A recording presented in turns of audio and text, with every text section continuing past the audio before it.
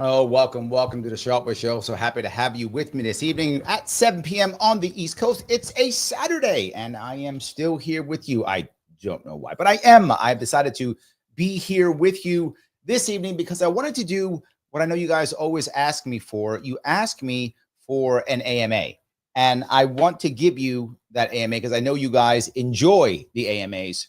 You can ask whatever you want. We can chat about all types of odd things and whatever the case may be, and I'm happy to have that happen. But as usual, I start with something that I was thinking about. And I was talking to my oldest daughter last week, and she brought up this idea, which I thought was kind of interesting. My oldest daughter is Gen Z, and I'm Gen X. So the millennials are in between us, right? So we Gen Z and Gen X is where we are in the household. And she was talking about the kind of Gen X kids being latchkey kids, right? The generation of latchkey kids. That's true. I think that's absolutely true, right? I think that is my generation. If you are in my age group, either you knew people who were, or maybe it was you. It was common where kids were on their own, right? Particularly after a certain time, but whatever that time is, kids were often on their own. They were on their own because they were on their own because their parents were working and we didn't necessarily have child care at the time. So a lot of times people would literally just leave their kids at home and close the door. They were called latchkey kids. That was me. So I walked to school on my own. I came back on my own. Both my parents worked. When they came back from home, then I was there. I made my own food, all that stuff. Now there's a saying now, digital latchkey kids, meaning that Gen Z is raised on devices, that devices are actually what they're looking at. Social media is what they're, looking at. And I've told some of you this story before because I think it's a very important story. And that is when my daughter was probably 12, maybe 11, I don't remember how old she was, in that area, tween, she was watching YouTube. And at the time, a very popular YouTuber, you probably have heard of him before. He's not as popular now, but back about 10 years ago or so, he was very popular. PewDiePie. She was watching a PewDiePie video. And she's watching the PewDiePie video, and it's a video of him. He is watching another video of some guy play a video game. So she is watching him watch somebody else play a video game, and they're talking, and he's like talking about it, and laughing about it. And I didn't get it. Maybe it's the Gen X that I am. I didn't get it. I said, I don't get it, sweetheart. I don't understand. Why aren't you like either playing the game yourself or like watching a tutorial of the game so you can play it better? That is where my head went, right? If I'm going to watch a video, it's either me, playing the game myself if I like the game, or I'm going to watch tutorials so I can see how to play the game better. That was where my head went to. No, not at all where her head was. So I asked her, and she actually said to me, she said, Dad, I feel like I'm watching it with him. And I went, aha. That was an eye-opening event for me. And I said, I understand. I am not going to allow PewDiePie to be your dad.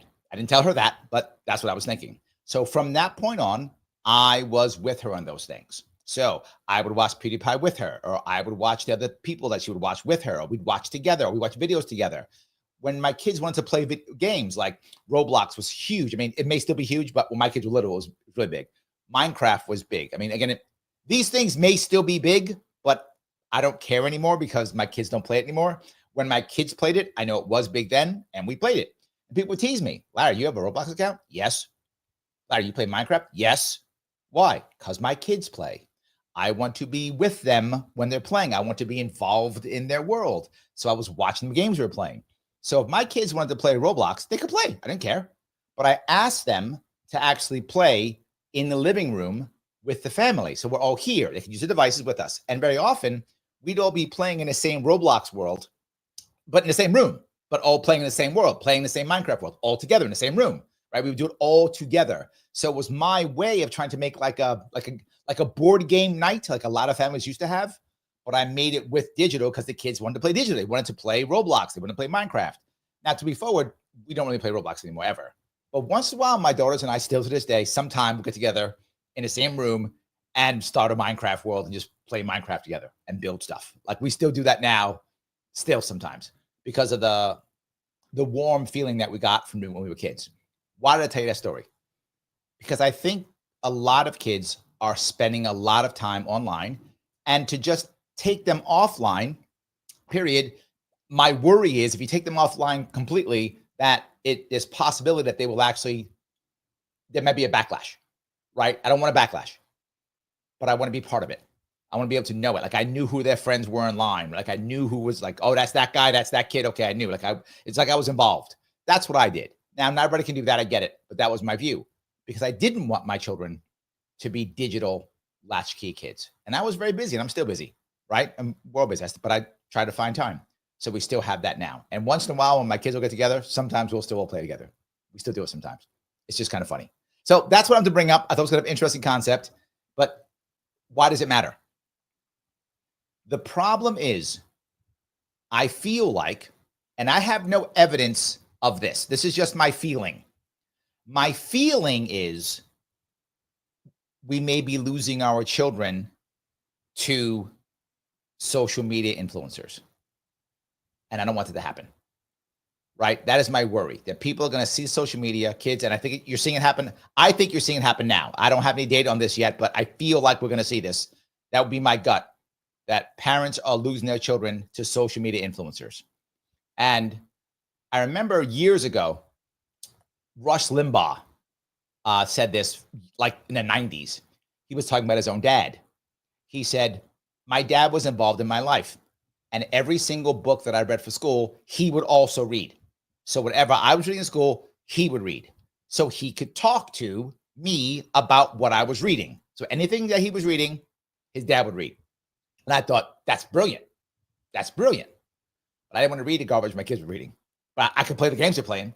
So I took that to my way so I could still be there. That was my issue. So anyway, interesting comment. I hope it's kind of interesting. So yeah, Missy says parasocial relationships. Yes, this is one of the reasons, Missy, you've hit it perfectly, why I do this live. I want us to actually go back and forth. And again, at least half the people who are chatting now, I've met in person at one point.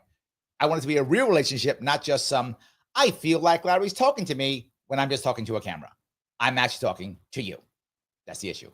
My BA lady, yes. Thanks for having me on the show last night. Like, oh, yes, I did get to some of your comments. I didn't get to all of them.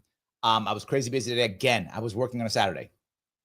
I know. I didn't get this up till like an hour ago. Like that's how behind I was. I was working today. I'm not going to be working hard tomorrow. I've decided that I'm not doing a show tomorrow. I'm not working hard tomorrow. So I will get online and I will catch up with all the stuff I've been behind. I've been behind a lot. I haven't posted much either. There's been a lot of cool things that I can announce now, but some of them will be public coming up here in probably a month or two. Will be coming up here. So hopefully you'll hear some cool things and you'll say, that's what Larry was working on. That's what I was working on. So yes, thank you for coming on. Again, perfect example. I love the member shows because you guys actually come and talk to me. It's not so parasocial, is it? All right, let me walk down the AMAs if we can. So, all righty. Vivek says, what do you think of the mineral deal with Ukraine? What are the next steps in stopping the war? I like and don't like it. Let me explain why. It's kind of a bad deal for Ukraine. So that's kind of crappy. Ukraine's getting the short end of the stick, which sucks. I wish they didn't. However, I don't see any other way of ending this thing. So I like it and I don't like it. I like it because that's the first step to stopping the war. Because right now, at the way it is currently, America really has no legitimacy. That sounds weird, but you'll get the word I'm saying. No legitimacy in actually stepping in to stop the war. But if now we have a mineral deal, I know that may seem silly, but that becomes the reason. That becomes the pretext for us to say, let's stop this war. We got to get a mineral deal. We got stuff going on. So I like that aspect of the deal tremendously. I do. It's not a good deal for Ukraine. I mean, Ukraine just got hammered. And it sucks. But again, very often you hear me express what I would like, but then be realistic on what I'm going to get. Ukraine is in a terrible position. The Russians have been winning this war straight for the past, year and a half, 2 years in that area, just straight winning, taking more ground slowly. They're grinding Ukraine badly, and Ukraine has no chance of victory. And that's terrible. I'm being very forward. That's terrible and true. Both are true. So I'm not happy with the deal specifically, but I am very happy there is a deal. I hope that makes sense, because that's the next step. You asked what the next step is. The next step is U.S. deciding what companies will be making money off this. It won't be us, but I wish it would be. And then those companies will then be able to put pressure and say, look, we want to start this deal. We made this deal. Russia, you got to stop. Let's stop making deals. My gut says the next step, believe it or not, it's going to sound crazy. The next step is a deal with Russia. Yes, there'll be a deal with Russia. The next deal will be a deal with Russia, ending the sanctions and getting some type of mineral deal with Russia. That will be the next step. So the deal itself, not a great deal for Ukraine, but I can't see any other way of ending this war with the Russians just overrunning the entire country. I think that's the other option. I think it's this or Russians overrun, the country. I'll take this deal. If those are my only two options, and sadly, Vivek, I don't see any other options. If there's another one out there, I'm open to it. I don't want Ukraine to be screwed, but I'd rather them exist if I have an option. So that's where I am with that. At the same time, I think the next step is some deal with Russia. Russia's going to get a deal, either mineral deal or removing the sanctions deal. There's a lot of propaganda now saying that the Russian economy is doing great because it's growing, because GDP is growing. The Russians are hurting also. Not as bad as the people who love Ukraine are saying, like, Russia's dying. It's not dying. That's not true. But it is hurting. It is feeling the pain. That's absolutely true. It's feeling the pain in blood and treasure and economy and inflation. It is feeling the pain. It's not destroyed. If you listen to the people who just love Ukraine, the propagandists of that side's like, Russia's ready to collapse tomorrow. Not true. But they are feeling the pain. I think they'll want some form of reparations. I know it sounds crazy, but that form will come with some form of whatever mineral deal with them. So I hope that answers your question. So yes. All right. Let's see. Vivek says, why is Australia and Canada trending left? Why is Germany and UK trending right? Is that kind of obvious? Is that, you want my opinion, or you really don't know? Let me answer. Canada was moving right. It started moving left as a response to insults, worries, economy, all those things. In Canada, the right was very similar to the right in New York State. What I mean by that, in New York State, the Republican GOP doesn't have the answers. Their answers are Democrats bad. That's it. They don't have any policies, any plans, nothing. New York GOP is a shell of a party right now. I mean, it exists. I mean, locally, some Republicans win, but as a statewide party, it doesn't really have any policies, doesn't really do anything. So that's been very similar to what the Canadians have been in Canada. Just we're mad. And when they were all mad at Trudeau, who's been failing, they said, great, we'll go right because we can't go left, so we'll go right. And then nationalism hit in because Trump wouldn't stop talking, and then boom, they went left. I think that's really, it's kind of that simple. It really is. Australia's been turning left for a long time. This is not for a long time. It's been going left for a long time. That's since the 80s, maybe more. That's not a new thing. Australia's been going left. It hasn't stopped. So Germany and UK are turning right because Germany and the UK feel the stagnation and failure at their feet. Canada doesn't feel that, neither does Australia. They don't feel it, right? I'm not saying, because they are in better shape. Britain is in really bad shape, financially, culturally. They're in a bad spot, and they used to be an empire. So what happens when things begin to fail? Go back to the days, right? God save the king. Get the British Navy back out. Fly the Union Jack. Let's do this, right? Of course. Germany, same thing, right? After World War I, they did it real hard. Do it again, right? When things are failing, Germany sees stagnation around the corner. Germany is looking at becoming Japan. And Germans like, I'm not okay with that. I'm not okay with that. They are not okay with that. So that's the reason why. Culturally, that is, of course. So yes. Kim, thank you for being a member. The young people I've encountered out in the world, I ran across one that acted like he had never encountered a live person. I see that constantly, Kim. Constantly. It is an issue. I've noticed this when it comes to people on the street, youngsters in particular. The young men either don't know or don't care or haven't learned or whatever. They don't know how to pick up women. My generation, Gen X, we picked up women all the time. Is what we did. We weren't always great at it, but we knew that's what we did. And the women accepted it. They're like, yeah, you're supposed to come at me and pick me up. And I can tell you no, or I can tell you yes, or I can flirt with you or whatever, right? It was kind of accepted. When women went out to bars or we went out to clubs, we went on the street, we would pick them up, talk to them, chat them up. That was the thing we did. Not anymore. That's not a thing. The women are all like, I'm at a bar to be with my girls. And they're mad and screaming at you, call you, they put you on social media. You're a creep, whatever. Why would you, right? And the men, they don't know how. The young men, they don't even know how. They don't want to. Except, and here's the weirdest part, Kim. There's like a subset of like super cool guys, again, relative to their peer group, who go after the women, who dress hot and sexy and stuff, and the women fall for them like there's no tomorrow. And everybody else doesn't even care. I see it. I see it in New York. I walk around.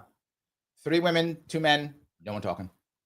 They're either a couple, like they're already a couple, or they don't talk. It's crazy. So anyway, I agree with you. That's what I'm saying. I agree with you. That's what I'm saying. So yes. Let's see here. Shelly says the Latchkey generation were about the 420 public service announcements because they were at home watching cartoons. If you remember, Shelly, cartoons used to come on around 2:30, 3 o'clock in the afternoon is when cartoons came on. The local stations, like what in New York City, it was like Channel 5 and Channel 11, I think. That's right. That was the local stations in New York City. And then the cartoons would come on. Why? Because the kids came home from school. They come home from school, watch cartoons, have a snack. In theory, do their homework. Probably not. But that. Yes. Leela says, on their own because it took 2 parents working to stay solvent. That's one of the biggest issues, Leela. Yeah. Yeah. And now it hasn't changed. Assuming there are even 2 parents. The worst part is most kids now, if I'm not mistaken, most kids now do not spend 18 years with their biological parents in the home.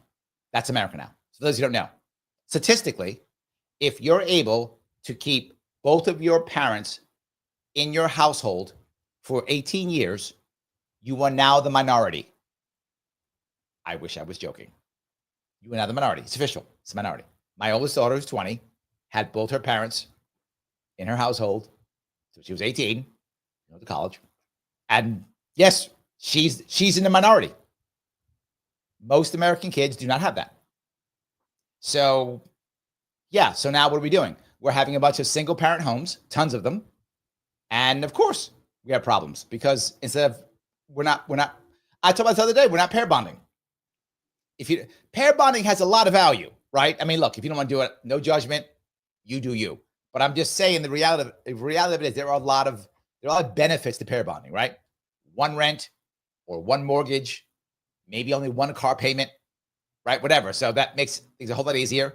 So maybe you could have a part-time job or a side hustle instead, right? Does make things better. So you don't have to work as hard, maybe. So yeah. Anyway, I agree, but it hasn't changed. The worst part though is now most people don't have 2 parents anymore. Most don't. Shelly says, I grew up in and raised my kids in a very rural area. We call street lights burglar lights because they let burglars see what they're doing. That's actually cute. I like that. They see what they're doing now. That's great. Well, because when something happens, you call the cop. Yes, the cop. That's true. So Mike says, good news about mineral deal is that it implies protection in Ukraine. Correct. I agree. We are closer to a ceasefire than ever. True. No, I think you're right. Could have been further if Dems didn't tell Zelensky to buck Trump. That I'm unsure of, to be forward with you. My worry is, again, it's not a good deal for the Z-man over there. And what is he going to do? He is the wild card, Mike, right? Zelensky's the wild card. Is he going to, accept whatever the new, he was supposed to have elections this month. Is he going to have the elections? Is he not? Is he going to walk away? Is he not? Is he going to try to throw a monkey wrench the last minute because he's not getting what he wants? Is he not? I think he is the wild card. If he walks down the right road the way he should, I think he can. Look, Trump's a deal maker. We know this. If I'm Trump, just be forward. Dude, move to Florida. Tell Zelensky, move to Florida. I'll let you in. I'll make one of them special. I won't let Holman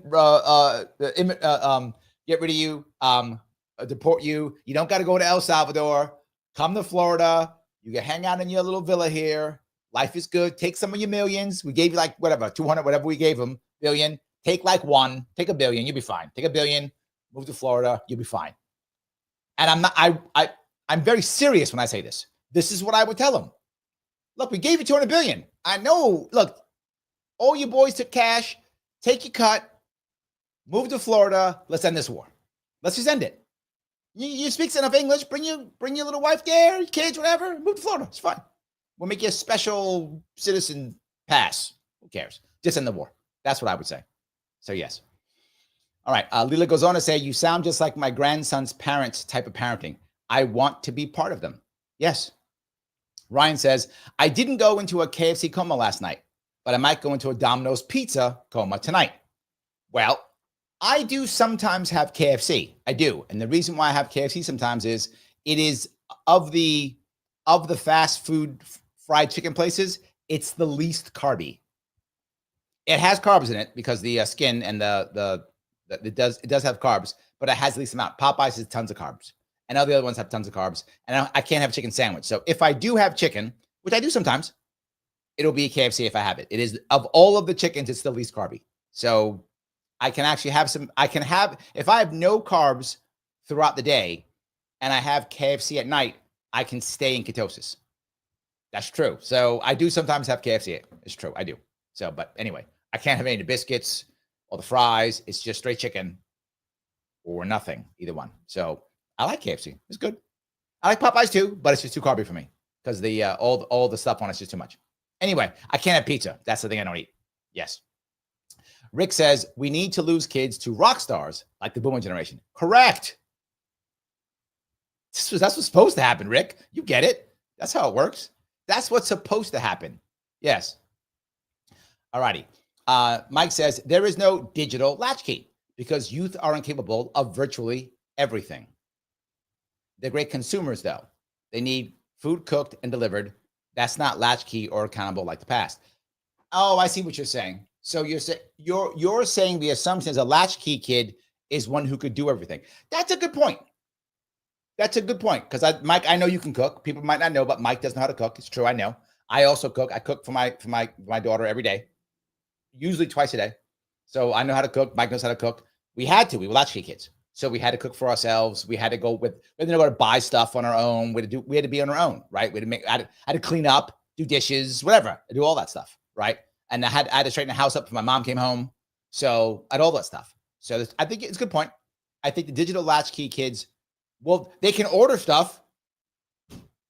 They could do that, Mike. They could DoorDash, whatever, Uber Eats. They could do that, something, I guess. But I think your point, the concept of a digital latchkey kid is not what you said. I think you're correct. But I think the concept is that they're being unparented now, right? As the thought process was that Gen X was unparented and that the millennials did a backlash. The millennials overparented, right? The millennials overparented in their what was it called, helicopter parents, and then it was called bulldozer parents, right? So the millennials overcompensated for Gen X. That's the concept. So I get what you're saying. I think you're right. I don't think they mean that when they've said it. And this is actually, by the way, it's a very new term. It's kind of a TikTok term. It hasn't hit mainstream yet. So it may not. It may die. Mike, me and you may be on the edge right now. See that? Didn't know you were getting cutting edge stuff today. Rick says Larry hasn't met me, and I'm empty of inherent existence. Well, not true, but yes, one day we will meet, Rick. I will put together a national trip and go around the country. I will. Yes. Ryan says Rush Limbaugh's dad and grandfather were classmates and lifelong rivals. Rush Limbaugh's dad. Oh, and my grandfather. Oh, I'm sorry. Rush Limbaugh's dad and my grandfather were classmates. All right, you're from Missouri, and so was Rush Limbaugh. I know was originally from Missouri. I forgot where, but I know he was originally from Missouri, and then he moved to Sacramento with his first radio job, and he adopted Sacramento as his adopted hometown. I remember that. Yes. Rush's dad was a lawyer, and my grandfather was a doctor. Interesting story. I like that, Ryan. Good story, man. That's good. So, Liberty Lady says, do kids play board games anymore? Yes, they do. Not as much, but yes, board games now are very special and like retro and cool. And there's an entire underground of specialized board gaming clubs and groups. And board games are very, I mean, it's not like Monopoly anymore. Board games are very detailed, very specialized. My oldest daughter actually went to a board gaming group every Thursday night here in the city. And it was like 2 or 3 different board games every time. And sometimes they mix them. Board games and card games very often overlap. Not always, but very often you have a board game that also has cards involved, or a card game that also has some kind of board involved. Or sometimes totally separate. But yes, people still play board games. Kids still do. It's just very different. They'll play video games every day, where when we were kids, I'm assuming when I was a kid, we could play board games every day. They play video games every day, but board games are like a special thing on Saturday night or whatever. My daughter's was Thursday night, I think. So like, you go and you play board games that people buy. And the country that makes the best board games right now, hands down, Germany, has a small board game industry. They're making a lot of cool board games. One of the most popular ones has been the past 10, 20 years is Settlers of Catan that came out of Germany. But there's tons more. There's like railroad games and business games and all types. Parenting games, tons of them. So it is a thing. Yes. So, alrighty. Mike says, doesn't matter if the deal is good for Ukraine. They have no options. You're reading my mind, Mike. I don't like that. I'm not saying you're wrong. I'm saying I don't like it. Right? It's true. I don't like it, though. I don't like, you're feeding into what I'm talking about. When someone has no options, when someone is backed into a corner, that's when they do something stupid.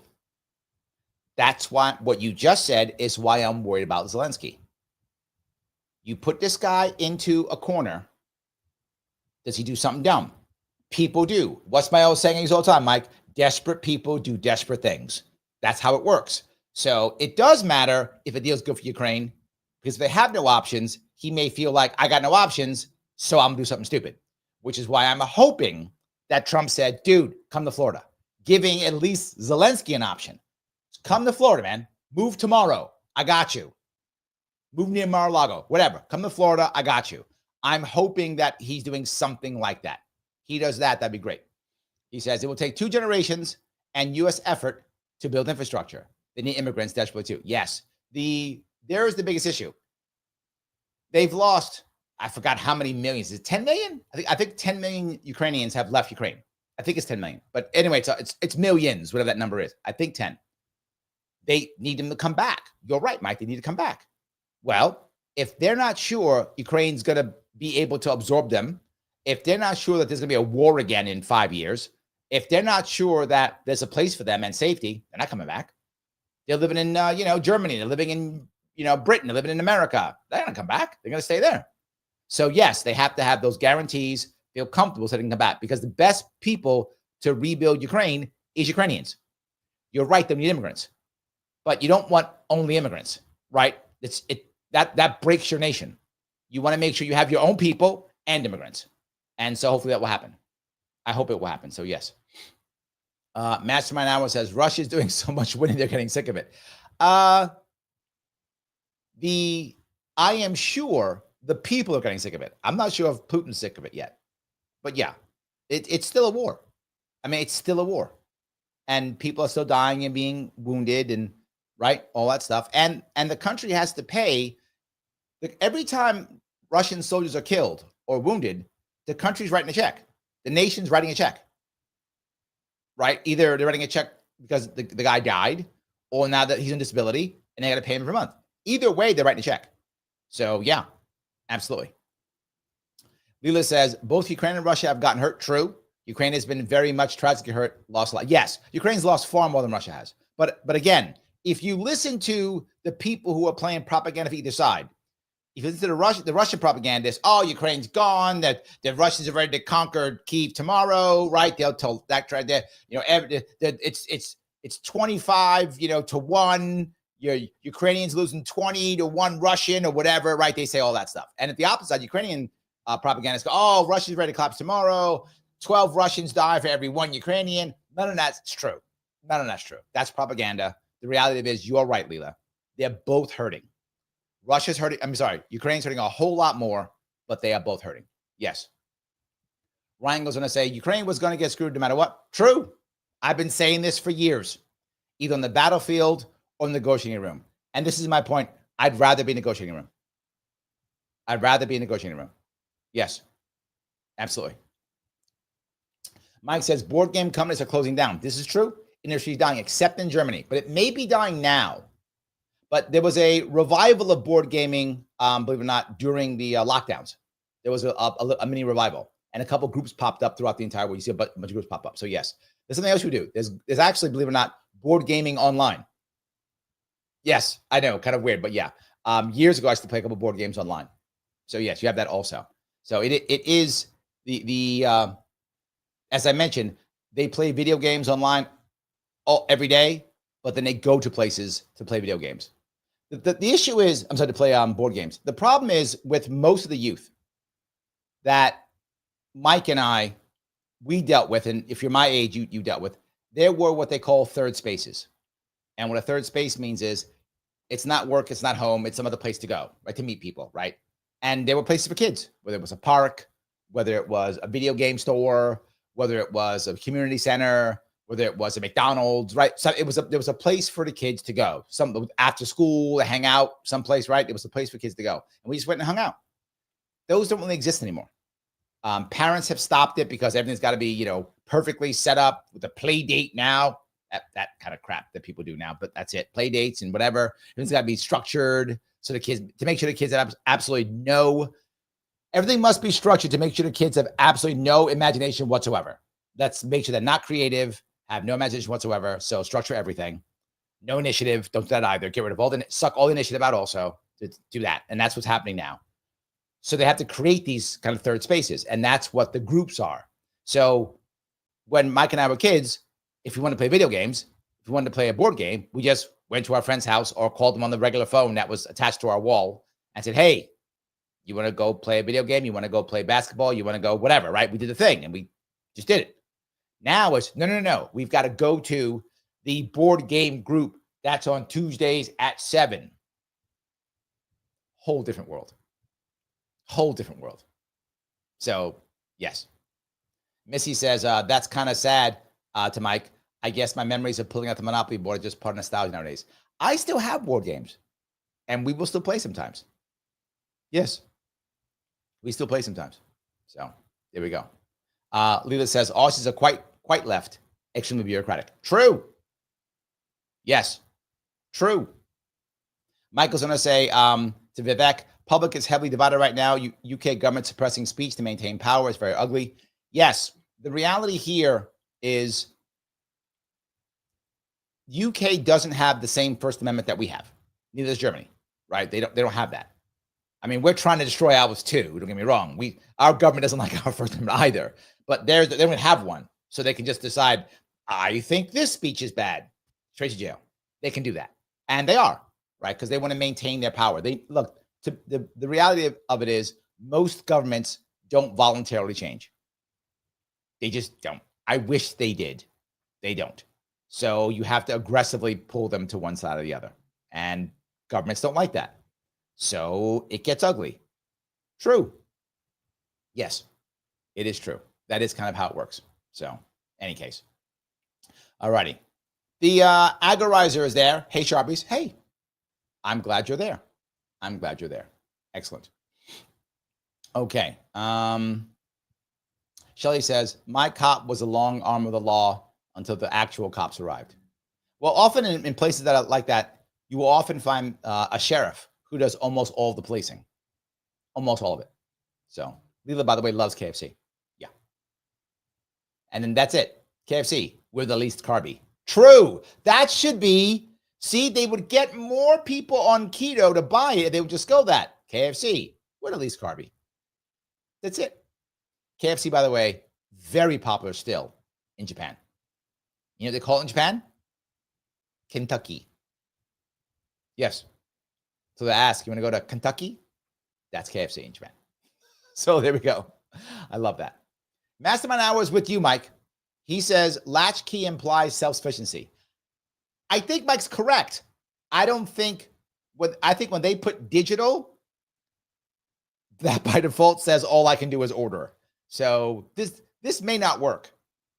This may not work. This thing may not work. We'll see. I don't know. Maybe. Mike says, I recall in college, me and a few friends, guys, we get a couple of six packs, go over to the lady's house, friends who rented off campus, cook and play chess. Doesn't happen anymore. True. Well, it could happen. It could happen. But the only way it happens, Mike, is not sporadic. It's not you call your friend up. Hey, Saturday night, what you doing? No, it's got to be planned far in advance. And it could happen in theory. But yeah, spontaneous, that doesn't happen. Doesn't happen. And nothing's a phone call. I think it's everyone texts or puts it into the Discord server. I'm serious. It all goes on Discord. Like, this is the school Discord or our group Discord chat. Yeah. That's how that works. Very different. And I think also something, the idea of just hanging out. It's not really a thing. There has to always be like doing something. Yeah, you got to be doing. And the reason why you have to be doing something, and this is what I think, Mike, you tell me if I'm wrong here. The reason why you can't just hang out is when you hung out and you went off and you cooked, you played chess, whatever, right? Whatever you did. When you did that, no one had to put it on Instagram. No one had to put it on TikTok. No one had to post what an awesome life they're having. You could just hang out with your friends, talk, watch a movie, play chess, whatever, cook, do what you want to do. And you had a good time and you went home, or maybe you hooked up, maybe you had a girlfriend, maybe you didn't, whatever. You did your thing. Now I've got to show what I'm doing on Instagram. And if I'm just playing chess, that's boring. I'm not a boss babe. I'm not a super cool Chad dude. If I'm just playing chess, I got to be on a boat or whatever. Or I don't know, at the club or something, whatever I don't know what the cool kids do. Whatever the cool kids do now. I've got to be doing what the cool kids do now. If I'm not doing that, I can't put that on Instagram. So why do I want to hang out with you, Mike, and play chess? That's not Instagrammable. Unless I'm playing chess, I don't know, in an Empire State Building. Again, or whatever the cool thing is. Is that what they play chess? Whatever, right?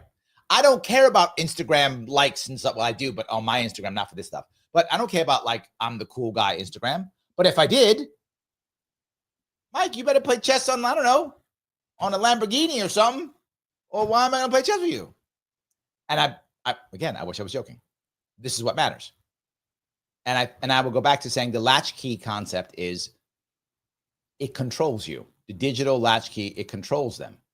And that's what matters, right? Andrea was cooking too. She goes, I was cooking dinner for the whole family at 12 and everyone ate what was made.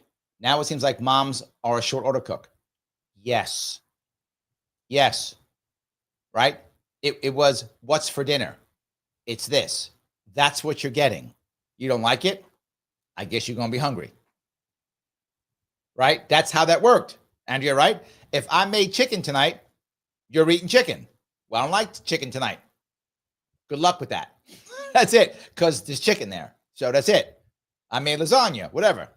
You eating lasagna. I don't want to eat lasagna. I guess you're going to be hungry. Good luck with that. So that's all I can tell you. And that's how now it is. You're right. Now it's, oh, what do you want? What do you want? And then we'll all order from the app and then everyone gets whatever they want. And then we'll DoorDash it or whatever. And yeah, you're right. That's how it is now. And that's not how it is with me, by the way. When I cook, I do often ask my daughter what she wants. But luckily, my daughter is very, she's not very picky, which is nice. She likes what I cook. So it's like 4 or 5 meals, really. It's about it. I buy a bunch of groceries. What do you want tonight? This. And I just make it. So, but I usually ask her. But I remember when I was a kid. When I was a kid, my mom made what she made, and that's what you're eating, or you're not eating. That's it. So that works. I'm with you. The Liberty Lady. My parents were the get your butt outside till the street lights come on to my parents, as were mine. I think I told you a story. My dad on the weekends, he tended to work much more of a 9 to 5 job. So what wasn't really 9 to 5? He got off like 3:30. He was a corrections officer. He got off like 3:30. Early morning and then early off. So that was his shift. So it was a weekend. He would come in, he would come to me and often give me $5. Either Friday night or Saturday morning, give me $5. He said, here's $5. I don't want to see you to dinner. That's it. It's his words to me. I don't want to see you until dinner. That's what he would that's his word. My father's words to me were, I don't want to see you until dinner. Okay, Pop. I got $5 in the 70s. I'm gold.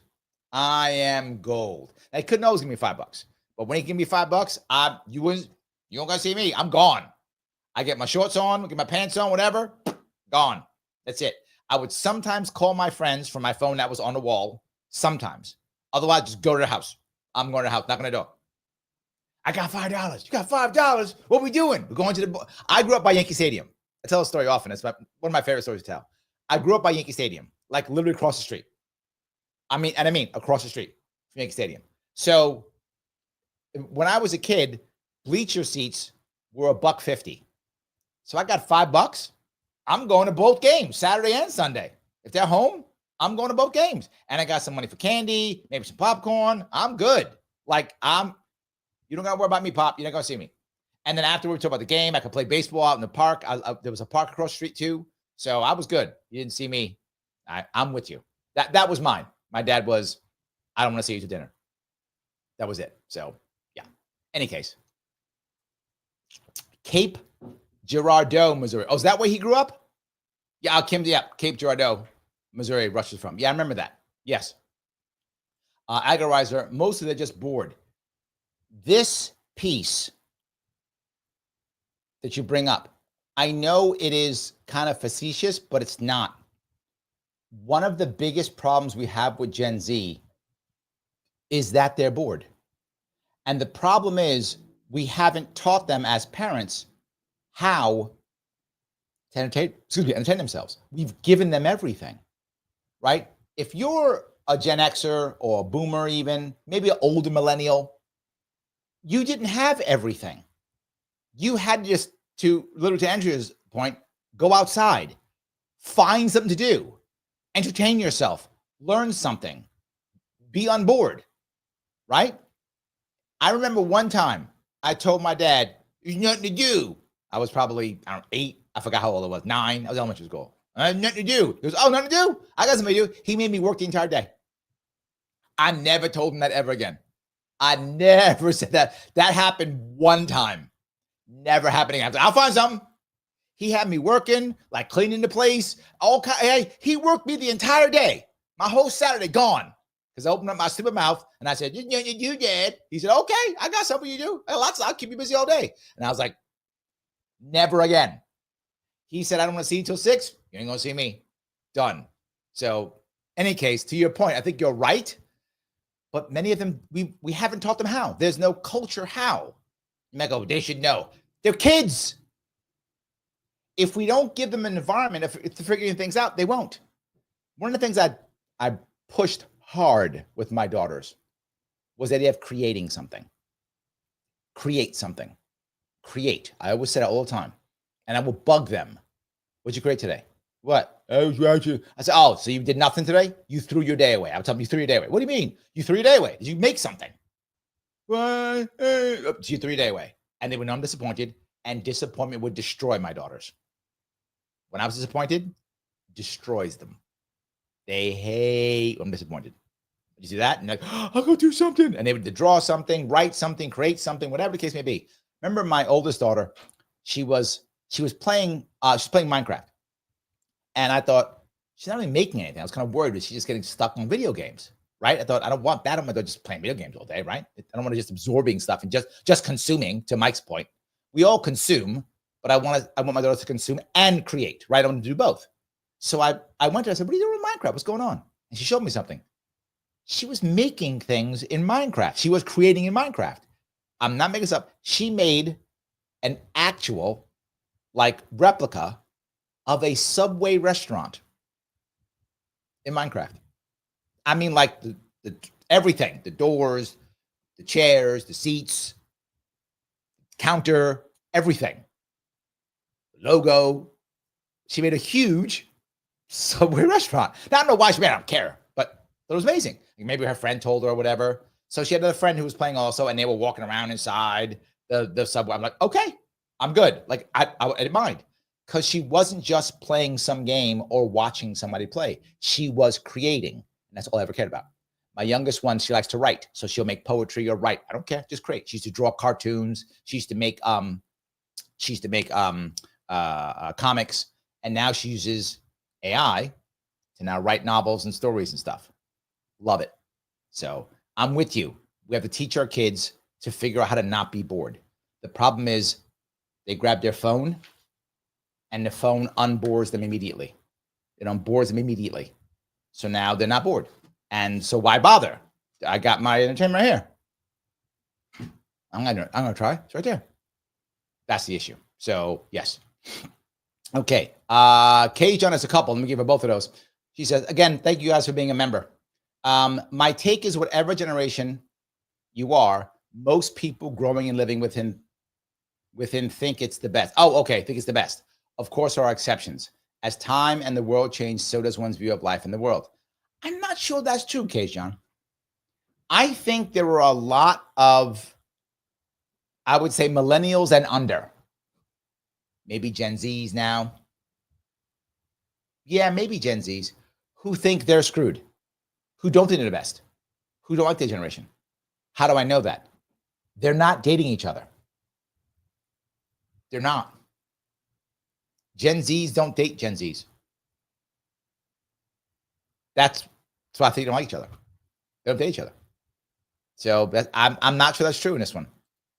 So I don't fit the future. I don't fit the future kids. I don't fit the future that kids today will be suited for, and they'd be lost as a boomer perspective. I think that's true, but that's true even with millennials and even Gen Xers. I think each is true. But generally speaking, boomers did date boomers. Gen X did date Gen X. Millennials dated millennials-ish. Gen Z doesn't date each other. Who knows what Alpha will do? Gen Alpha's not going to date. Gen Alpha's going to be on robots. They won't even date. So, yeah. Let's see. My VA lady over on Rumble says, Larry, what are your top 3 board games you played when you were young? I was a super geek. I still am, but I was super geek when I was young. And the board games I enjoyed were either war games. I loved war games. I also loved very detailed games. There was a board game company, those of you who know will know, that went by the name Avalon Hill. Avalon Hill doesn't exist anymore. They were bought by Wizards of the Coast, and then Hasbro bought them. I always forget which way it went. Anyway, Hasbro owns them now. I forgot whether Wizards of the Coast bought Hasbro bought them, whatever, but Avalon Hill got absorbed. Avalon Hill did not respond well to the digital age at all. They made some of the most interesting, detailed board games of all time. They were an amazing company that made great, realistic board games. And there were 2 of the board games that I enjoyed the most. One was a board game called Squad Leader. If any of you know the game, it was World War II combat, squad level combat on all fronts. I still have them. I literally still have the boards. And from 40 years ago, I still have all the boards. 45 years ago, I have all the boards. I have all the stuff, all the rules. And it was basically squad level combat, World War II, Germans, Americans, French, Dutch, Russians, everything. Japanese, everything, Chinese, everything. It's amazing. It was like 4 or 5 different scenario groups that came with it. It was Squad Leader. Then the Russian front was Cross of Iron. Then European front before the Americans was called Crescendo of Doom. And then when the American game was called GI Anvil of Victory, yeah, they had like 4 or 5 of them in a row. It was great. And then they changed to ASL, which is Advanced Squad Leader, which put all the rules together. Great. Loved it. Probably one of my favorite board games of all time. But very detailed. I mean, you have to like read rules and understand. And one game takes several hours to play. I really enjoyed it tremendously. Another game I loved. This game takes 9 hours to play. I'm not even joking. It's a game called Diplomacy.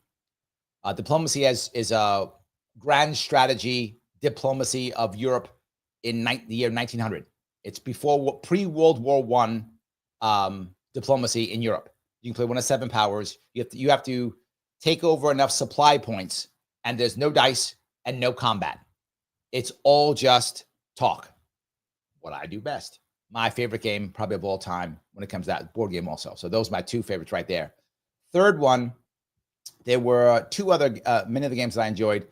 I would say when it comes to, I tend to like war games more than anything. I think very militarily. Always, you see how I think. I think in a very military manner is how I always think about things.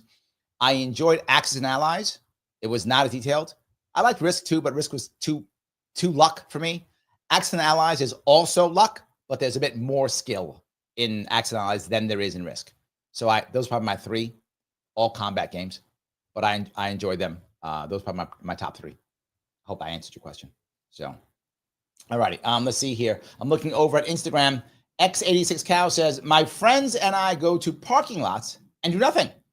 I don't think Instagram is many people's main priorities. I think it is many people. I'm glad it's not yours, and I think it shouldn't be yours. So I'm glad it's not yours, but I think it's many people's. I see it, particularly if you're a millennial or under. Very, very important. Gen Z, very important. What am I clicking? What am I looking at? Who's looking at it? I meet people now in their 30s who are concerned with, did you like my Instagram post? How come you didn't watch my TikTok? You didn't click like on my Insta post. I do see that now even. So I'm glad yours isn't, but a lot of people, it is theirs. A lot of people is. So anyway, John says, I play board games with my 3 kids, 35, 33, and 30, when they come over. And most Sunday nights, we do online computer games together. See, that's what I like, John. See, I love that. The kids want to play. They want to play video games. Okay, computer games. I get it. Let's play together. Right? Let's play together. That's my point. And I've been trying to do that. I don't want them to go play by themselves and we're all playing 3 separate games by ourselves. I didn't want to do that. So I'm with you, John. I agree completely. Yes. Missy says, I grew up in the country. Oh, I'm sorry. In the country on an old farm. We were outside 75% of the time. My fave all the way to graduation was riding bikes with my sister. There we go. Yes. That is a thing that many people did. Right? I had a bike too. I rode a bike. Now, bike riding is like a specialty now. When my bike was how I got around. That was my mode of transportation when I grew up. That's how I got around. I went to my friend's house on my bike. I went to whatever, on the library on my bike. Right? I went to go shopping on my bike. Like, that was my mode of transportation. That's how I got places. That was it. So yeah, until I got older, obviously I bought a car. But prior to that, that's what I did. So, all righty. Let's see here. Mastermind now says nobody puts baby in a corner. That's my problem. Yes. All righty. Missy says, please share this with your followers and friends. Let everyone know that Larry's live with his weekly AMA. She's right. But there's something more important you have to do. That's important. That's important. You know, the most important thing is, right? Click the button known as Lima, India, Kilo, Echo. If you haven't clicked it, you literally hate board games. Why would you hate board games? What did they do to you? What did they do to you? Nothing. So click that button. Show the world that you don't hate board games. Click that button. All right? Do that. It does matter. Also, as she said, if you can share this someplace, repost it someplace, put it into a Facebook group, share it with your friends, great. The more we can grow, the better. If you haven't followed me yet on Facebook and X and Rumble, please go follow me. I bug you every time because some of you don't do it. And of course, remember, please subscribe to Sharpe Way YouTube and click all notifications so you get notified. Michael Larry, I've done that already. Why do you keep bugging me? Because YouTube decides on its own without me, it's their bots that they use, decides that you are a bot and unsubscribes you. That's a real thing. So you'll go, wait a minute, how come I'm not, I need notifications because YouTube decided you're a bot and unsubscribed you. That happens all the time. So please do that. If you want your chat to go to the front. Now I know it's an AMA. I'm very loose. I take almost all the comments. I try to grab as many as I can. But if you want yours to come to the front, this just super chat. Super chat me on YouTube or rant me on Rumble, goes right to the front. And we start talking about that stuff right away. Very easy to do. You can do it on YouTube if you want to, or you can do it. You can also be a member on YouTube. You can be a member on Rumble either also. Membership matters because if I get more members, I don't have to take commercials, which I got to start doing now. And I also don't have to, I don't have to work as much. I can spend more time doing this, which is always cool. So yes, but no matter what is free? The button known as Lima, India, Kilo, Echo. Yes, absolutely. So, all righty. Let me grab some of these if I can. All right. Ryan says, KFC is moving their headquarters to Texas. Moving is both un-American and unconstitutional. I get it. Sadly for New Yorkers, everyone's moving to Texas. Or Florida. But now, they're leaving Florida now. The problem with Florida versus Texas, and for those of you who like things like rent control and stuff like that, this is a great example of how this works. Florida, while has no income tax, that's a good thing. Florida also is not as easy when it comes to building. They have a lot of building issues similar to New York. What does that mean? People have been flooding to Florida in droves. Their infrastructure is collapsing. Florida infrastructure is not prepared or was not prepared for all these people coming in, and they can't build easily. They're not easy. It's not easy to build in Florida. With all of that happening, people are now leaving because now it's getting so bad and tough. People are leaving Florida. Yes. Housing disaster. They're not building. Disaster. Now Texas, that's about all the time. Texas, believe it or not, is the most one of the most landlord favorable states in the entire country. Now, if you lean left, you're like, that's terrible. That means they hate. No. That's a good thing. As you've heard me say many times before, if you have a state, a government, a state that is anti-landlord, what will you have? Less landlords, which means less housing. New York State is the most anti-landlord state and the most pro, and I showed you this before in one of my videos I did before, and the most pro-tenant state in the entire country. Worst problems with homelessness, and so is California, same thing. Problems with homelessness and wealth gap. Both terrible in New York State. Texas does not have that problem. It's very good for landlords. What does that mean? Lots of housing, lots of building. They don't have the same problems. So people are flooding to Texas, and it's okay. They're not having a problem with that. They're dealing with it. You want people to be able to build easily. That's the issue. You want people to be able to do so. Yes. The liberal lady says, I hate cooking, and my mom did try to teach me. That may be why I hate it. My solution, I married a chef. Smart. Liberty lady, brilliant. Good deal. It's a good deal. Yes. Actually, I'm a decent cook. I don't mind cooking at all. Actually, and I'm actually not bad at cleaning either from my Marine Corps days, right? So I can still clean too. I don't mind either of those things. All good. I don't really care either way. Yes. So, but I appreciate that. All righty. Kim says, I say I have digital grandkids. Oh, that's cute. It is cute. Nicholas says, saw my granddaughter trying to play chess on the computer unsuccessfully. I need to get on a board and teach her some moves. I did that actually, Nicholas. I taught both of my daughters how to play chess. Neither really enjoyed it, except one did, because there was a boy she liked who played chess. So she's like, I want to learn how to play chess. I can play with him. I said, okay. So I taught her how to play so she could do it. And she played a little bit here and there. And the funny part is none of the girls in our class knew how to play except for her. So she was the special girl. So yes, I learned from my dad when I was a kid. And it's a sad but interesting story. I played a lot when I was a kid. My dad taught me when I was young, probably 4 or 5 years old. I was very little when he taught me the basic moves of the game.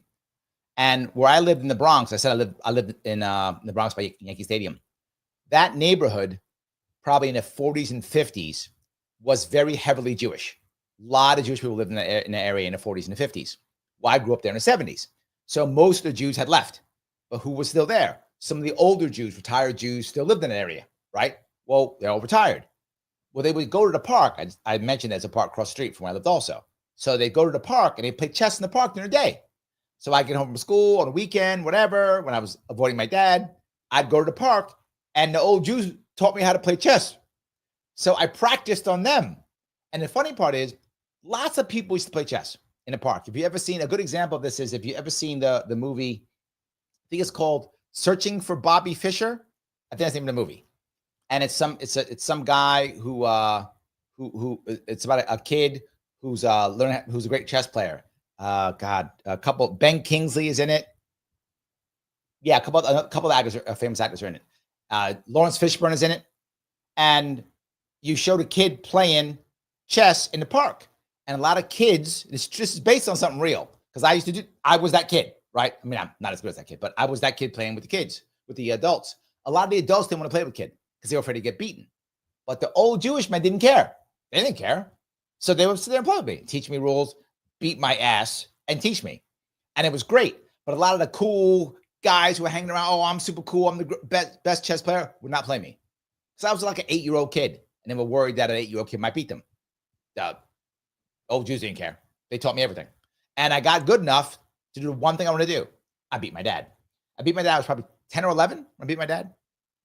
And then I stopped playing. Then he died. I stopped playing. I didn't play chess for years. When my dad died, I totally stopped playing. I think I played chess again when I was like 17 or something. I didn't play for like years. And I played again a little bit. I'm not that good anymore. I've forgotten almost everything. I mean, I know how to play. And I'm not a novice, but anybody who's a serious player is going to beat me now. There's no way I don't remember opening moves or any of that stuff. There's no way. I mean, I know how to play, but I'm not even close to competitive. Not even close. When I was a kid, I was moving towards that competitive level. As a 10 or 11-year-old, I was a very good player. I could beat the computers back then. Now I could never do that. No way. So anyway, Ryan says, my mom said you're having spaghetti and you'll eat it or starve. True. Yes. Correct. Yep. John says, I asked my grandmother once what was for dinner. Her response was, you will eat whatever I put on your plate. True. Yes. Missy says, my idea of cooking is the microwave. Lol, I tend to burn myself on the stove because my depth perception is off from being partially blind. That's true. Missy is partially blind. So you have an excuse, Missy, but I have a feeling that's not why. But I get it. I do get it. Yes. There we go. All righty. Kim says, so sad that we can't safely allow kids those kinds of freedoms. We can. We just don't. We absolutely can. The world is no more dangerous than it's ever been. That's demonstrably true. It isn't any more dangerous. I grew up literally in the ghetto. Right? I bring up Mike up because Mike's also a Bronx kid like I am. Mike and I are both Bronx kids. So Mike knows. I grew up in the ghetto. I say all the time, if those of you who know New York City, the gangs that were around when I was a kid was the New York Savage Skulls. That was the name of the gangs that were around. I grew up around gangs. I grew up in the ghetto. And I was free. You can. We just don't. Because we watch TV and they tell us, and everybody's out there to get us. It's not true. That's true. I have 2 daughters. I have never given them a curfew. Let me say it again. I have never given them a curfew. Ever. I said, let me know when you're coming home. Never give them a curfew. My daughters don't rebel against me. Why? I give them no reason to rebel. It's that simple. No reason to rebel. My daughters are trained on disappointment. That's it. That's all it is. Yes. So anyway, I'm yapping away, but I appreciate that, Kim. I really do. So, alrighty. Philip says, Minecraft, eat fresh. Yes. For some reason, she decided, I guess her friends were talking about like going someplace. They did that. Yeah. Yeah. And again, I didn't care, but I thought it was interesting that she. And when you look at it, I don't know if you guys know Minecraft, right? It's blocky, right? It's blocks, literally. For those of you who don't know, it's literally blocks, right? You're putting blocks top of blocks. So she had to make it really big so that the blocks didn't look blocky. So you could actually make it look like a subway and everything. So it was huge. She made it really big so that it looked like an actual subway. So yes, interesting. I get it. So Liberty says Gen X and married to Gen X. Yeah, me too. Yes, agreed. Alex says, I play Axe and Allies 1942. Yes. Alex, I'll tell you a story. I've told some people this. This piece, I think is interesting. I was so good at Axe and Allies when I was in the Marine Corps. I still have my board that I brought with me in the Marine Corps. I would play for money. And in fact, I wouldn't play unless it was for money. I played $20 a game in the 80s. So you want to play Axe and Allies? You could. I'll play $20. What? Yeah, I win $20. You pick whatever team you want, whatever rules you want. I don't care. I'm playing. I'd make $100 a month, a week sometimes. People just want to play me. Okay, play all weekend. I would never. None of these guys could beat me. It was insane. I would win $20. I had this one guy actually owed me $100 for over a month because he couldn't pay. He didn't have enough money. He owed me $100 for a month because he played, lost, double or nothing. Okay, lost, played, double or nothing. Now you owe me $80, dude. Like you want to keep doing this? You want to keep doing it? You want to stop? Yeah. So you owe me like $80 for like a month. So anyway, just thought it was funny. So I love the game. I played it a lot and I actually played it competitively, by the way. What does that mean? For those who don't know, there are gaming conventions all over the country every year, all the time. I used to go to them. So you can go and play Axe and Allies in tournaments. You can play tournament play. I don't actually like tournament play because they have to change the rules because an Axe and Allies game may go long. So they have to change the rules to make sure it's short because they only have X number of hours in the tournament. And you have to play multiple rounds. So the tournament takes days. So, you get eliminated the first round, second round, whatever the case may be. So yeah, I actually played that competitively. And I played diplomacy competitively. I've actually, believe it or not, this is crazy. I played Dungeons and Dragons competitively. That's a thing also. I know. I don't do it anymore, but yeah. I was a big gamer. That's why I know all those things about games. So it was a big part of my life. It was how I met a lot of people. I met a lot of friends. Yes, all those things. Ryan says, I was big into crossword puzzles. I never got into crosswords. It's the thing I never really got into. But my mom loved crossword puzzles. It helped her learn English. She loved crossword puzzles. I didn't really get into it that much. I really didn't. So yeah. So Straight Ann over on Rumble says, helping to make dinner sometimes allowed you to have a say in what's being served in my house. Yes. You wanna, for me, it was go shopping. Again, I grew up in the 70s in the Bronx. There were still like fish markets and meat markets. Those still existed, right? Now you can't find those anymore in the Bronx, but you used to be able to find fish markets, meat markets everywhere. So if I wanted something, I have to go get it. So my mom give me some money. Go get you want whatever. You want beef, go get some beef. You want some fish, go get some fish. So if I would go get it and bring it back and help clean it, you're right. I had the same thing, Straight Ann. If I wanted to play and hang around, do my own thing and forget about that, well, then I got what I got. But if I wanted to have some say, I had to work for it. And sometimes would. Most of the time, though, I didn't care to tell you the truth. Most of the time I was happy with it my mom made. I hardly ever complained. I was happy. But if I wanted something, I gotta go get it. Okay.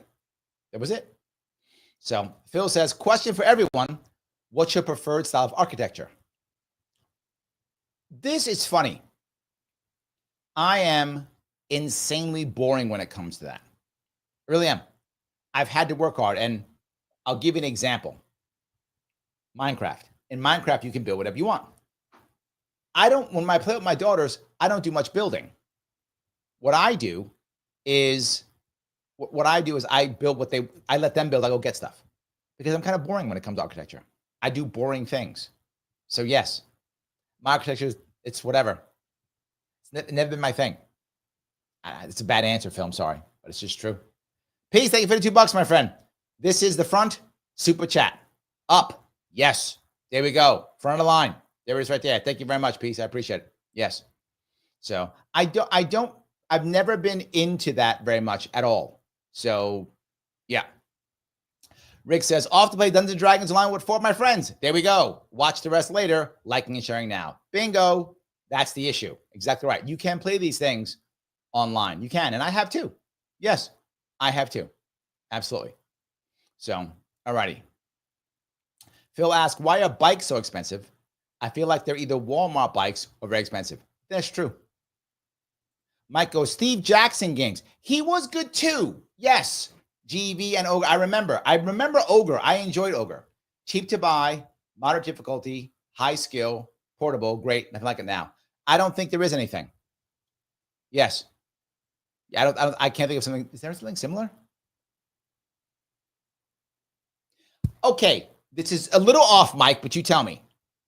I think there are some companies that create card games that you can carry around and play with other people.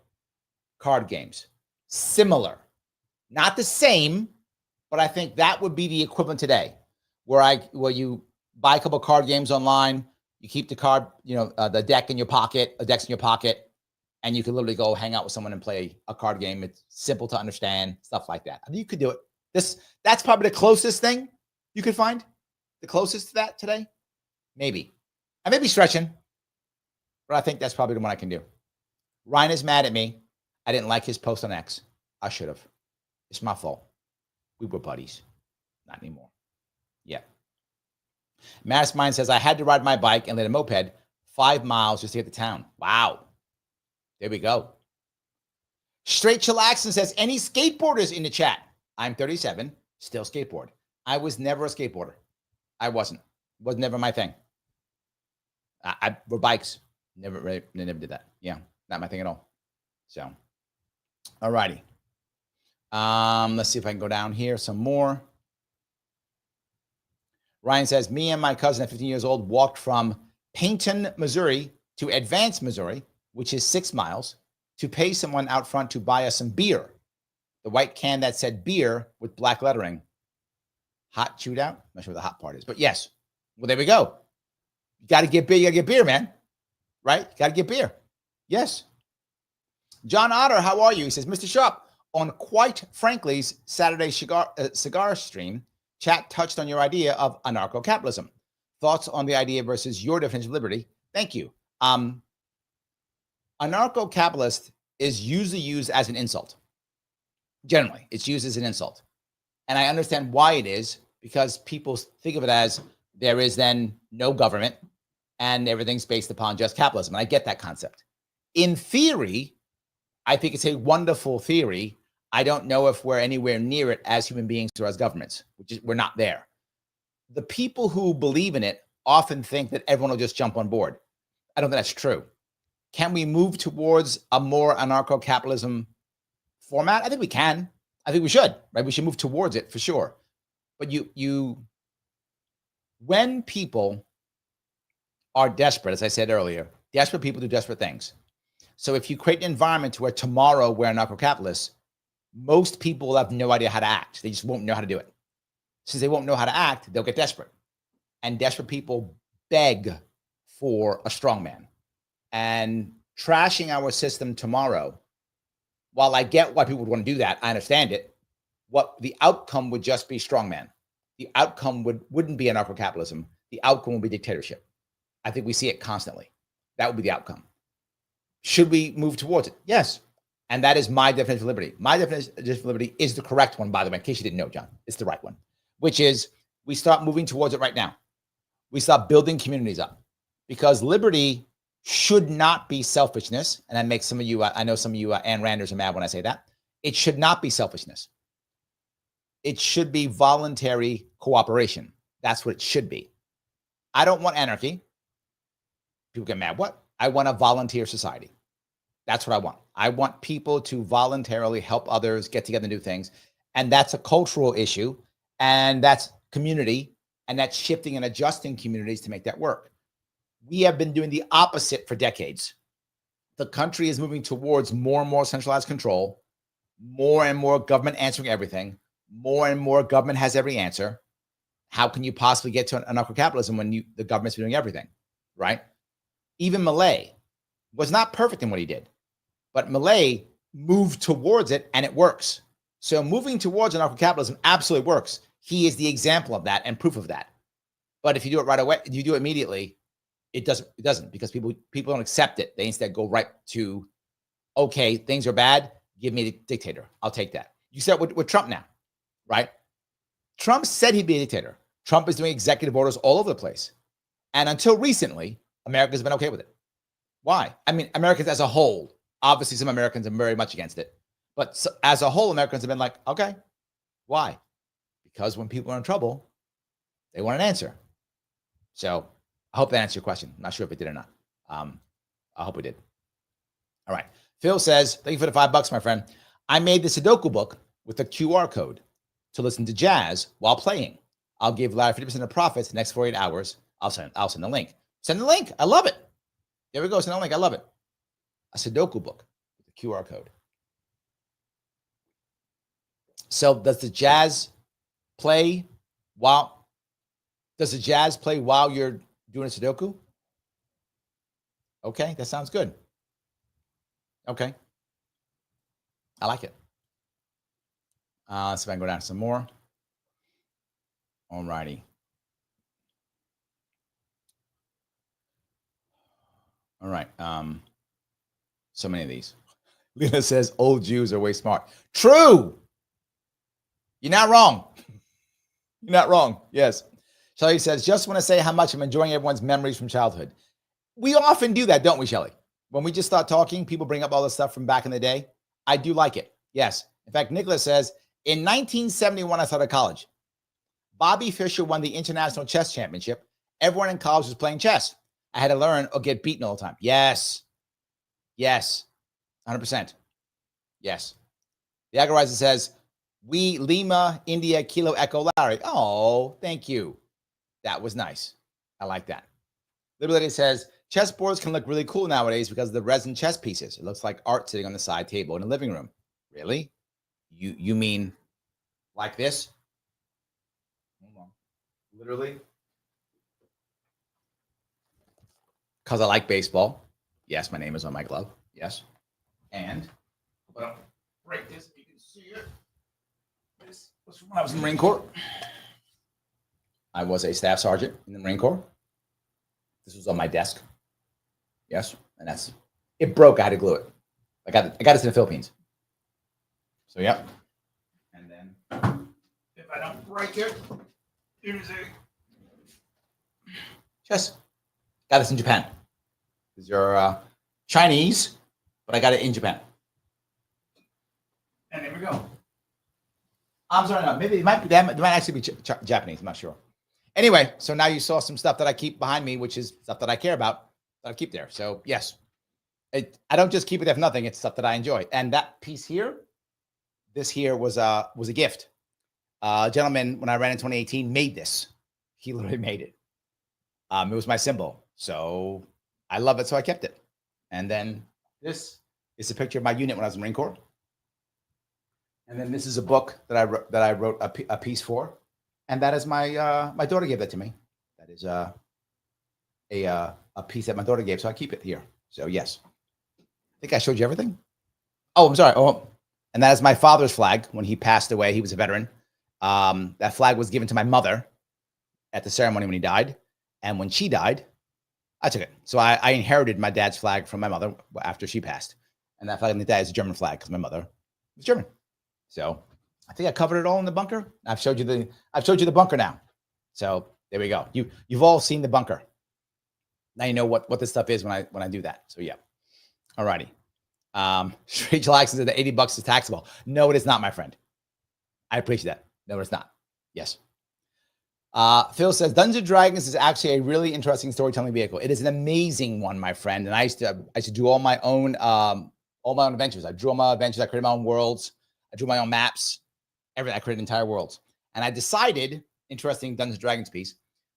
When if you're serious as a dungeon master, when you create a world for your Dungeons & Dragons game, you have to create an entire world conceptually. Like, what world are you using? You can use a made world already. There are many of them. When I was young, one of the most popular worlds was the world of Greyhawk. That was a very popular world people would use. Some people would use the world of from the Hobbit. They would use that world or other worlds. There was a Dragonlance world, a bunch of different worlds you can use. You pre-made, you buy them, and they have them. I made my own, of course. And in my world, I used only, believe it or not, Phil, the Egyptian gods. Why did I use the Egyptian gods? I used only the Egyptian gods in my world when it came to the pantheon of human gods, only Egyptians. And the reason why I did is because in the story of Egyptian gods, the gods used to live on the world. And then at one point, they don't explain why, they left the world and went to heaven. So I used that as my world. And so my timeline, so that everyone could have a similar similar calendar, was PE, post-Exodus. So I would start the campaign, say, the year 1000 PE. So it's 1,000 years after the gods left the earth. 1000 PE. This way, everyone would have a similar calendar, because there's not Christianity in the UK. I'm in the UK. There's no Christianity. That's true also. But there's no Christianity in Dungeons & Dragons. So you can't be like it's the year 2000. It doesn't work because it doesn't work. So you had to create something. So I created that. And the alignments of the Egyptian gods, for those of you who know about alignment, there's enough gods of all different alignments to take care of any alignments the characters want to play if they want to worship gods of the same alignment. So that happened. In others, many of the gods are all similar alignments. They're all similar. But in this one, all different alignments. So you could pick. That's why I only picked the Egyptian gods. They were my favorite pantheon. I use them all the time. And that was and they also had rituals of death and rituals of life. So it worked well, whatever I did. So all of that worked well for every campaign I used. And I kept using only Egyptian gods the entire time, which is kind of weird because many people use like all the gods, or like Greek gods or Norse gods. Only Egyptian. And it was very interesting. So anyway, I did enjoy that. And I would write all different types of modules. And there's a for those of you who play the game, there's a concept in Dungeons & Dragons where you have a thing called wandering monsters. To make the campaign interesting, to add some spice, many dungeon masters will use this concept. And it is a thing that's in most modules. You have a chance for a random wandering monster to show up, which throws a monkey wrench into the game. Well, I would prepare all my wandering monsters up front during the timeline. So I'd know at this date, at this time is when the wandering monster came in. So then I take that and add it to the story as a reason as why that monster came in or didn't come in, or whatever the case may be. So yeah, I did a lot of storytelling. It's one of the things I enjoyed mostly. I didn't really enjoy playing. I mean, I still play, but I would always rather be a dungeon master. It was always a thing I really enjoyed. And the problem is I played when I was in the Marine Corps. And the problem with being a good dungeon master in the Marine Corps is everybody wants to play because it's hard to find one. So I'd have to just say, no, I'm only playing with 5 or 6 people, nobody else. And I'd pick 5 or 6 guys, and that's my crew. And that's it. Everyone else, you're screwed. You can't play. That's it. They'd be all mad. I was a corporal or a sergeant, like, Corporal Sharpe, come on, you're going to be it. Nope. I got 6. That's it. No more. No more. In my view, 5 or 6 is the sweet spot for D&D. You go past 6, too much. Too much. You can go under, but if you only have 2 is too small. Like 3 is okay because you want to have a good mix. So my sweet spot, 4, 5, 6 players. 4, 5, 6 players. That's where I like. 5 is like perfect for me. So 4 to 6, 5 is perfect for me. That's just my view. For those of you who play, you know I'm talking about. Those you don't, you're probably like, what are you talking about, Larry? So yes. All righty. John says, Larry, did you ever play cards? Bridge, euchre, others? Yes. Spades, of course. Of course. Yes. Spades. Absolutely. Kind of, yeah, of course. Love that. But I played rummy. I played other stuff. Yeah, of course. But spades. Come on now. You knew that, right? So yes. All righty. Let me walk down here if I can. Mike says, was walking the dog. Yu-Gi-Oh! Is not like GV, but did come from Magic the Gathering. Both have lost popularity in person as all moved online. Yeah, but people still do play card games here or there, right? I agree. It's nowhere near as popular as it used to be. I used to, back in the day, used to run a weekly gaming club. And it went from different games to just being Magic only. When Magic was hot in the 90s, we played Magic every week. I used to do tournaments. make special tournaments all the time. It was great. I really enjoyed it tremendously. We don't really have that anymore. You're right. We don't. Sometimes people do it, but not that much at all. Excuse me. All righty. See if I can grab some more of these. All right. Wow, you guys are really going back and forth. I appreciate this. This says, yay, baseball. When I was a kid, I was actually a very good baseball player as a kid. I grew up at Yankee Stadium. I played all the time. And my plan was I was going to be a Yankee, obviously. I was going to be a Yankee. And I was going to play left field for the Yankees. So I had my plan. And I was going to go to the World Series for the Yankees. I was going to win the World Series by being a great left fielder. That was my plan when I was 9. That was going to happen. Clearly, Leela, that did not happen. And one of the reasons I moved out of the Bronx and onto Long Island for high school. And when I got out, junior high school and high school, when I got out to Long Island, people didn't play baseball. They played hockey. They played football. So I played hockey and football. I didn't play baseball anymore. And the funny part is when I first got out there, the kids were like, oh, some city kid. And we played baseball. And they were like, oh, some city kid, whatever, blah, blah, blah, blah. You know, I was like, oh, no. Yeah, they were blown away. Well, funny, if you see for my Larry Sharpe page, YouTube page, it's a picture of me throwing a baseball. Right? I'm in my 50s, Leela, and I can still throw a strike. I'm not joking. If I ever like run for president and we got to throw the first ball out, I'm not doing that weak thing. I'm throwing it right down the middle. I can still throw a strike. And you might say, Larry, you making that? No, I'm not making that up. I'm not making that up. Literally could do it. Hold on. Now you got to make me think. I don't know if some of you know that. I have video evidence. I have receipts. If I can, was it on my Facebook page? I think it might have been Facebook, if I remember right. Maybe it was my Facebook page. I'm going to check. I'm not sure. It was when I was running for office in 2018. I did it again in 2022. I had to throw. Sometimes you get the opportunity to throw out the first ball, to throw out the first pitch. And I did. I threw out the first pitch for the Utica Blue Sox and for the Brooklyn Cyclones, both of them. Hold on, let me see if I can find it here real fast. I'll see if I can. Can I find it? And I can. Okay, hold on. Let me pop this up real fast. And I will show you so that you don't think that I'm making this up. Because I know some of you are like, Larry, you're full of crap. I am full of crap often. That's true. But in this case, I am not. All right. All right. This was back in 2018. You guys will see this. So you don't think I'm making this up on how I play baseball. And I will show you now. Just so you are aware. That's me. Hold on. That's not me. That's Zach. But hold on. Let me get rid of that. And you will watch. Oh, hold on. Hold on. I got to show also the audio. Didn't go. I need the audio too. I will do both. Come on, audio. And here we go. Damn it.